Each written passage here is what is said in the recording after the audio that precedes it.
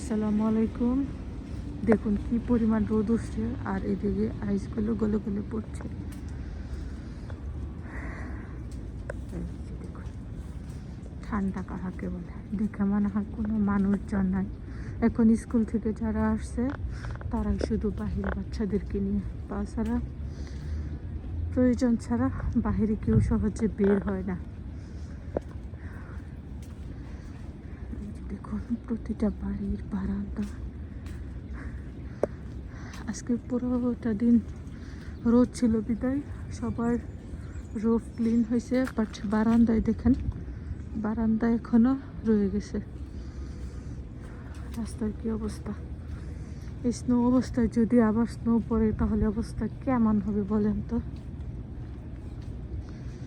তো যাই হোক, আল্লাহ সবাইকে রহমত করুক, সবাই ভালো থাকবেন, সুস্থ থাকবেন। ছোট বাচ্চাদের এবং বয়স্ক যারা আছে তাদেরকে একটু এক্সট্রা টেক কেয়ার করবেন। এই ঠান্ডার মধ্যে অসুস্থ হয়ে যেতে পারে, একটু সাবধানে রাখবেন। বাচ্চা আর বয়স্ক মানুষ দুজন কিন্তু একই টাইপের, মাঝে মধ্যে কথা শুনে না।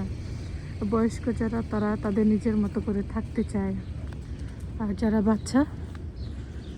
বাচ্চাদের তো বাচ্চাই, আর কি বলবো, যাদের বাচ্চা আছে তারা তো জানি কি অবস্থা হবে।